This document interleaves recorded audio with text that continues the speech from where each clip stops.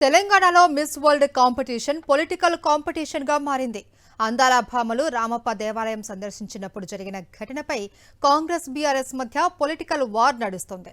తెలంగాణ మహిళలను అవమానించారు అని బీఆర్ఎస్ ఆరోపిస్తుంటే ఐఏఎస్లతో కాళ్లు మొక్కించుకున్న రోజు ఇవి గుర్తు రాలేదా అని కౌంటర్ ఇస్తుంది కాంగ్రెస్ పార్టీ.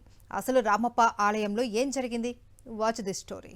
హైదరాబాద్ లో మిస్ వరల్డ్ కాంపిటీషన్ కు వచ్చిన అందాల భామలకు తెలంగాణ సంస్కృతి సాంప్రదాయాలు తెలియజేసేలా కొన్ని కార్యక్రమాలను ఏర్పాటు చేసింది తెలంగాణ ప్రభుత్వం.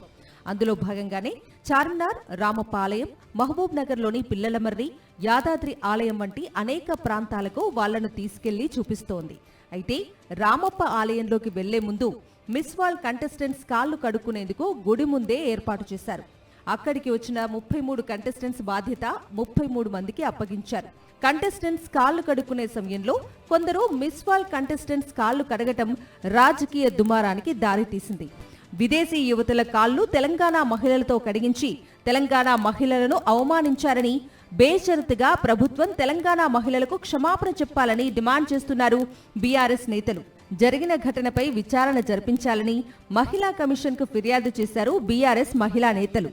చిన్న తప్పును భూతద్దంలో పెట్టి చూపిస్తున్నారని బీఆర్ఎస్ పై ఆగ్రహం వ్యక్తం చేస్తున్నారు మంత్రి సీతక్క.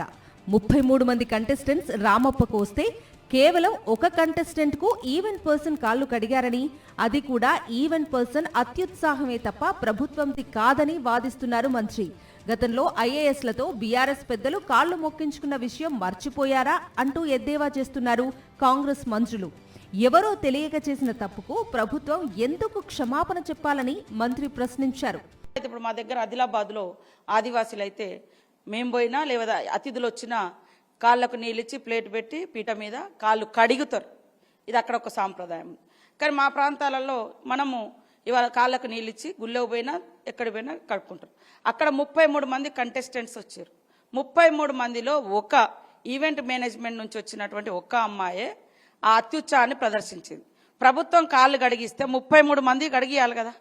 మొత్తంగా మిస్ వరల్డ్ కాంపిటీషన్ తో హైదరాబాద్ ఇమేజ్ పెరుగుతుంది అనుకుంటే ప్రభుత్వానికి డ్యామేజ్ అయ్యే పరిస్థితి రావడంతో నష్ట నివారణ చర్యలు చేపట్టిందట ప్రభుత్వం. మిస్ వరల్డ్ పోటీలు నెలాఖరు వరకు జరగనుండటంతో ఇంకా ఏమేమి జరుగుతాయో అని ఆందోళన పడుతున్నారు ప్రభుత్వ పెద్దలు.